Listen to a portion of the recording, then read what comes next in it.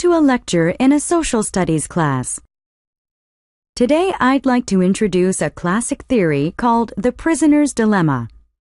It was devised by two physicists at first and has since become the example of game theory in many fields such as psychology, economics, military science, and political science. In the prisoner's dilemma, it's supposed that there are two men, A and B, who have committed a crime together. The police put them into separate rooms so as not to communicate with one another and make the following offer to each. If both confess, each gets 2 years in prison. If only one confesses, he goes free while the other gets 10 years in prison. If they both stay quiet, each gets 6 months in prison. Two suspects now have a dilemma. Should they confess or stay quiet? First, A needs to consider what B will do. If B confesses, it is best for A to confess as well. But if A stays quiet, only A could end up spending 10 years in prison. Now, let's say that B doesn't confess. Even if B doesn't, it is still best for A to confess. That way, A has a chance to go free. The same is true for B, so A and B both can't help confessing at the end for one's own sake. According to this theory, two suspects can either cooperate or betray.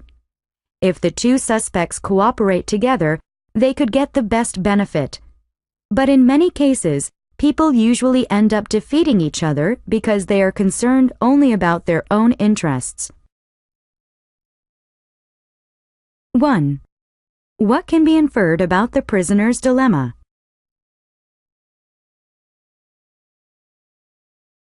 Two. How does the teacher talk about the prisoner's dilemma?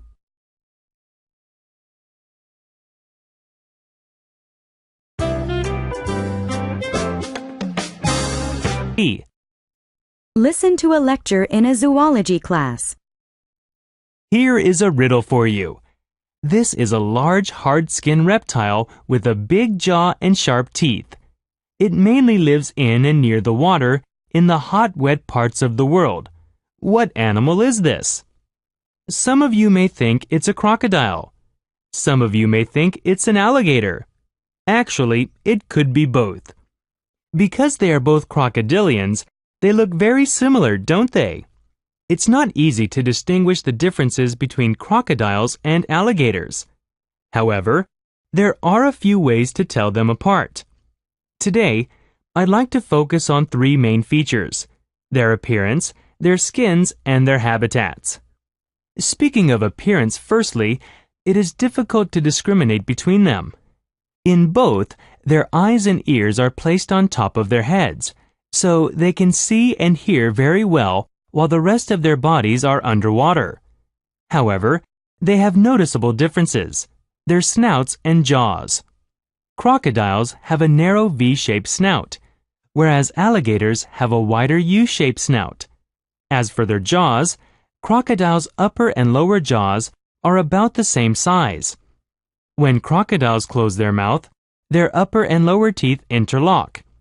But alligators' upper jaws are wider than their lower jaws. So when alligators close their mouths, we can see just their upper teeth. Now, take a look around their skins. They both have hardened skins on their head and back. Crocodiles' skins are light tan color, while alligators are darker grayish-black color. Also, crocodiles' skins have little black bumps all over them. Alligator skins don't have these bumps. However, both crocodiles and alligators have similar bumps around their jaws. These bumps help them notice changes in water pressure and allow them to find and catch their prey. One last thing is their habitats. Crocodiles are widely distributed in the world. This is because crocodiles have salt glands in their tongues. These glands allow them to remove the salt from the water so crocodiles can move across the seawater. This may be why we can see crocodiles in many different areas, in Africa, Asia, and the Americas. Alligators, on the other hand, are found mostly in China and the southern United States. Now get ready to answer the questions. You may use your notes to help you answer. 1. What is the main topic of the lecture?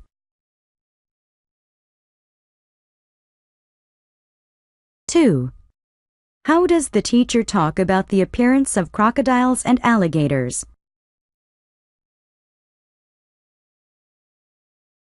3. Indicate whether each of the following describes crocodiles or alligators. Tick in the correct box.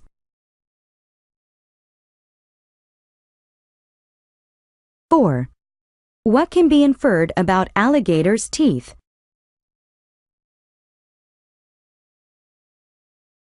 5. According to the lecture, which of the following is true?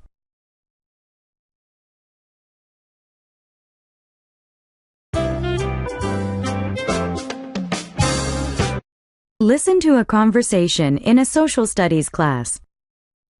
What do you think of when you see the color red? I think of red hearts, like the ones you see on Valentine's Day. Yes, many people think of something about love when they see red. And you can also feel danger because it makes us think of blood. Right. But Mr. Peter, I have a question.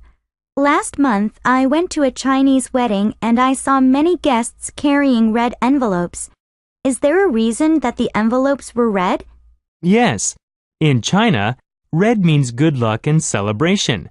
What you saw is called a hongbao. It's a red envelope with lucky symbols on it. Money is placed inside the envelope, and it is usually given during the Chinese New Year or at weddings. You can also see lots of red at Indian weddings. Red symbolizes purity in India, and it is used in most wedding outfits.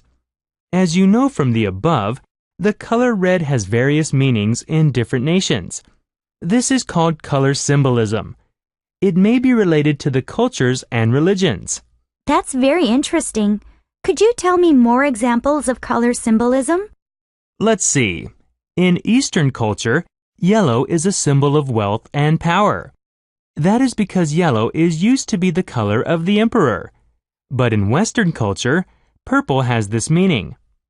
In the past, only royalty were allowed to wear purple. And there is a good example of colors in religious rituals. Let's go back to weddings. In Western cultures, you will see a lot of white at weddings. It means white has been used for a symbol of good, cleanliness, and innocence in Jewish and Christian religions. But in the East, the color white means death and mourning. At funerals, family members wear white mourning clothes. On the other hand, Western people usually wear black suits and dresses. It would be very unusual to see someone wearing white at funerals in Western countries. 1. What are the speakers mainly talking about?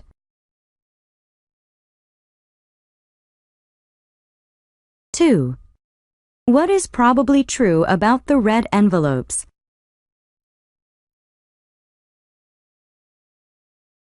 3. What is compared between Western and Eastern cultures?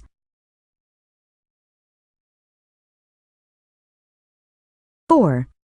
According to the conversation, which of the following is not true?